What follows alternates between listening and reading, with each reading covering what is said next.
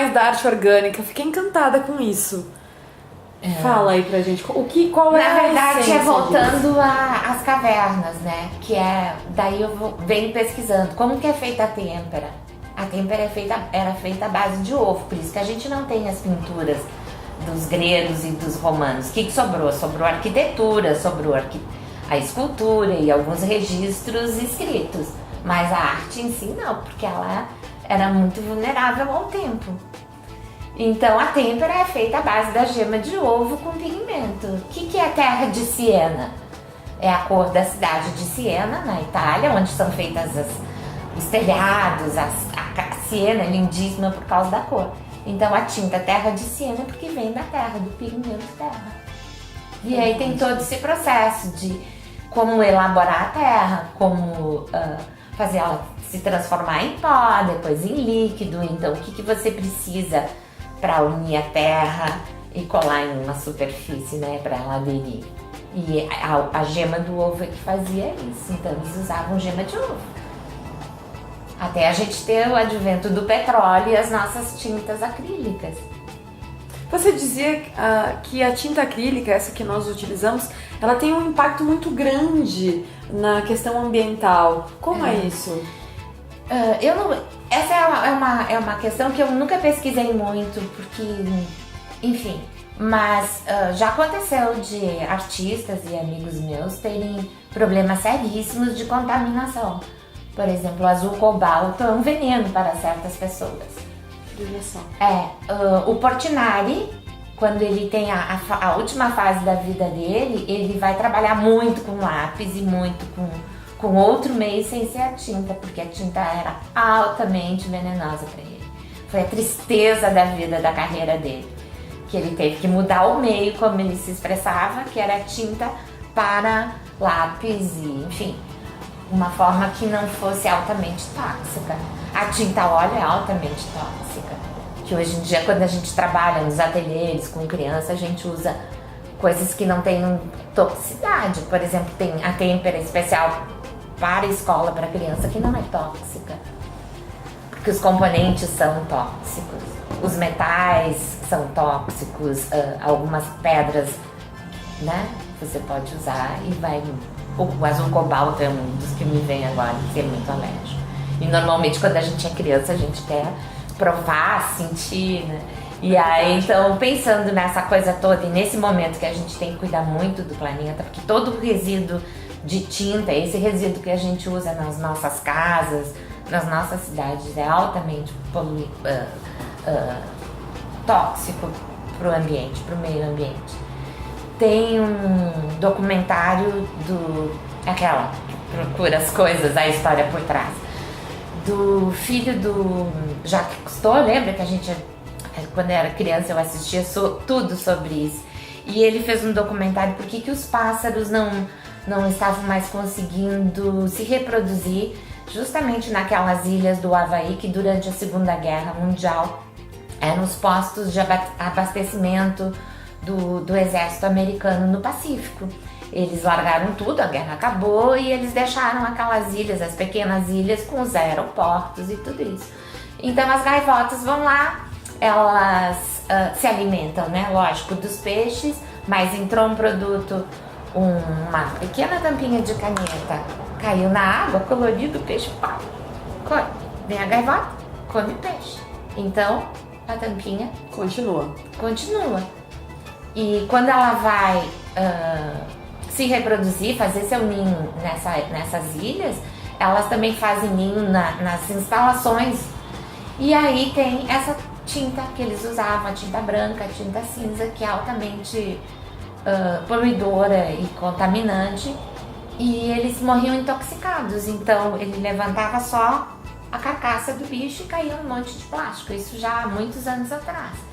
Então, percebendo toda essa influência da natureza, o que recebe da nossa tinta, da nossa poluição, do plástico, tudo isso foi que eu resolvi então fazer tintas à base mais orgânica possível. Uma arte consciente. Exatamente. E altamente criativa, né? Porque você vai descobrindo as cores, o que você pode fazer. é um processo de descoberta, é um processo de consciência, é uma conexão com o planeta Terra, com a nossa casa.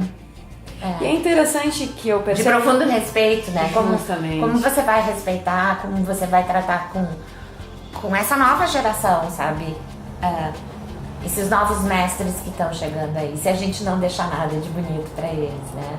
É muito trabalho para eles transformarem. Então somos nós que temos que começar essa mudança profunda de respeito com a natureza, o que você faz, como você cuida, né? Um artista é um curioso. Sempre.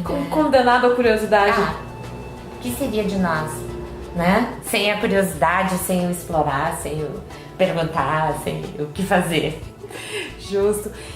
A nível de Brasil, quais foram os movimentos, os artistas que você mais aprecia, que você tem uma admiração pelo trabalho?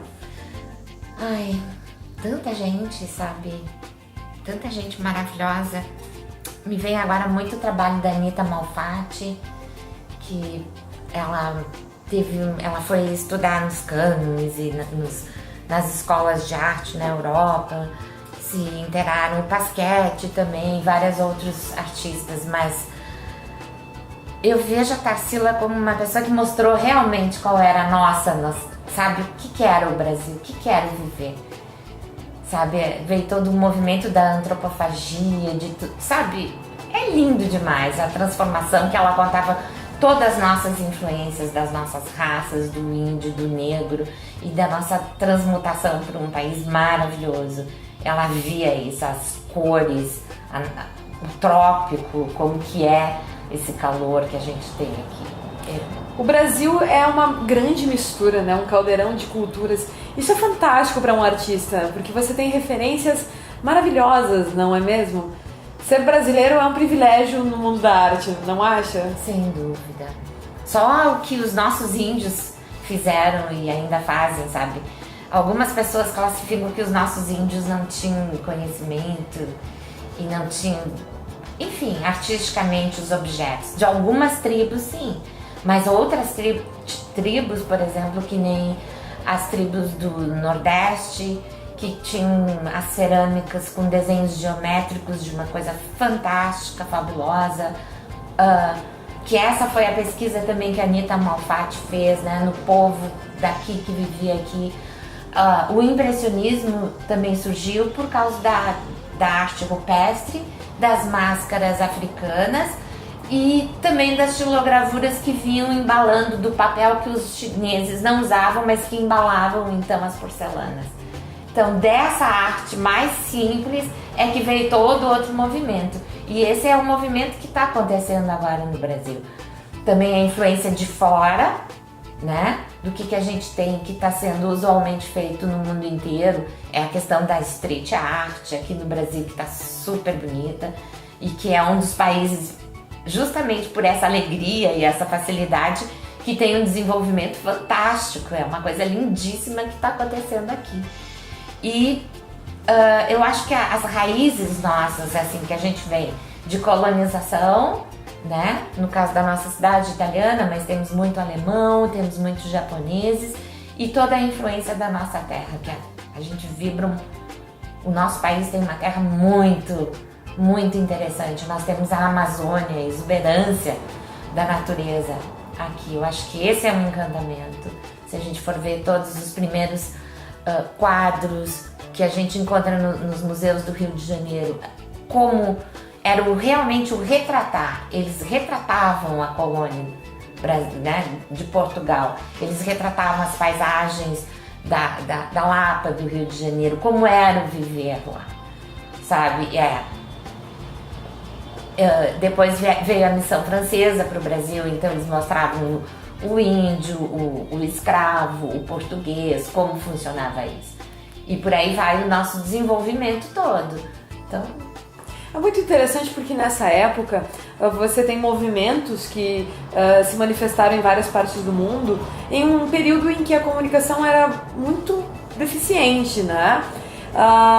E hoje, por outro lado, com a globalização, com a internet, a gente pode conferir o que está sendo produzido do outro lado do mundo, né? Instantaneamente.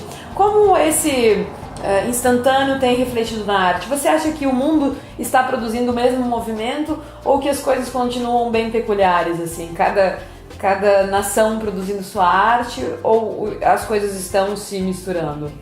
Eu vejo muita globalização, sabe, também na arte, mas também percebo que estamos valorizando os conceitos antigos de cada tribo, ou de cada nação, ou de cada... Por exemplo, nunca foi tão forte recuperar a arte da porcelana japonesa. Veja só. Nunca foi tão forte isso. Agora está sendo ensinado como se faziam as bolas de terra.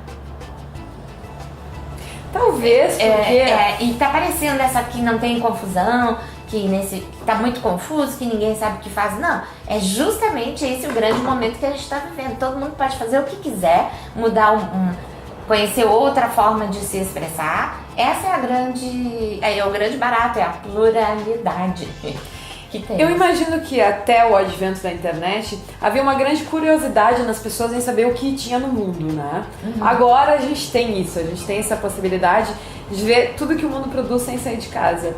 Então, como a nossa curiosidade talvez tenha sido em parte saciada, a gente volta pra dentro pra fazer o nosso resgate.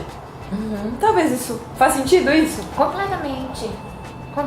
Faz parte, assim, bom, eu tenho acesso a toda a informação que eu quiser, mas eu posso escolher uma forma ou um caminho, ou eu gostaria de fazer isso. E aí, porque você tem a identificação.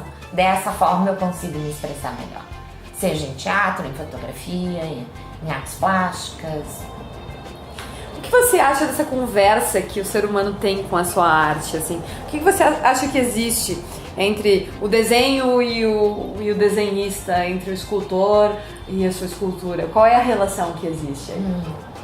É meio difícil falar sobre isso porque cada um tem uma forma de viver. E também em etapas diferentes da vida. Por exemplo, crianças, em certo momento da arte, elas fazem a arte pela arte, pelo fazer. E elas não têm a necessidade de guardar aquilo. Outras têm necessidade de assinar e de colocar na parede. Então vai depender da fase que você está vivendo. Por exemplo, tem quadros que eu não consigo vender. Porque são seus quadros. Porque são meus e é extremamente íntimo, e eu trabalhei uma questão que foi super legal eu desenvolver naquela fase, naquele momento. Certas vezes quando me desfaço de um quadro, eu me despeço dele como se fosse meu filho. Eu sou, né, o criador e a criatura, a criação. Cordão umbilical. É mais ou menos isso. Então, o desfazer-se também é interessante, o desapego. Mas revisitar também é super interessante. Isso que é o bom de estarmos vivendo nesse momento. Você fotografa o quadro, você reproduz em fotografia a mesma coisa com a mesma textura. Então, quando você une a informação, as artes e toda a tecnologia que a gente tem, dá pra fazer tudo isso. Dá pra você um dia virar os quadros pelo avesso, eu não quero mais ver porque eu cansei desse assunto, e outro dia você bota tudo de volta na sua galeria da sua casa, ou não. E isso que é o bom da frequência que a gente tem dos grandes espaços culturais, dos museus, dos centros de arte, que tem várias exposições itinerantes o tempo inteiro, viver, o conhecer, a busca de... Sabe, eu sou uma pessoa completamente insaciável no saber. Eu quero saber como é feito, que tinta usou, por que usou preguinho e não usou taxinha, qual é a melhor base, o melhor suporte, como fazer, onde comprar, quais são as melhores lojas, o que tem na cidade para comprar de material. Nova Prata tem tudo. O que você pode fazer? Que livros você tem de acesso? Quem está fazendo o quê?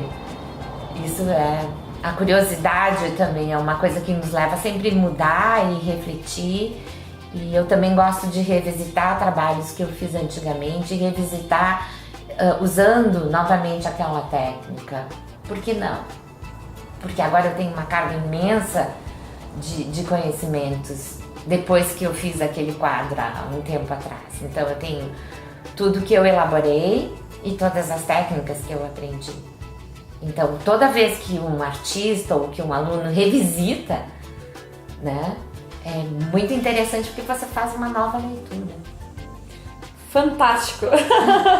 Fantástico! Esse é o universo de Ana Lúcia Perim no Conectar-te, o programa que te apresenta os talentos da nossa região, que mostra a riqueza, a pluralidade da nossa cultura, das manifestações artísticas que tanto nos fazem bem, que falam com a nossa alma, que transferem um momento histórico, registram, enfim, nos deixam vivos. O que E reinventa, né? E reinventa.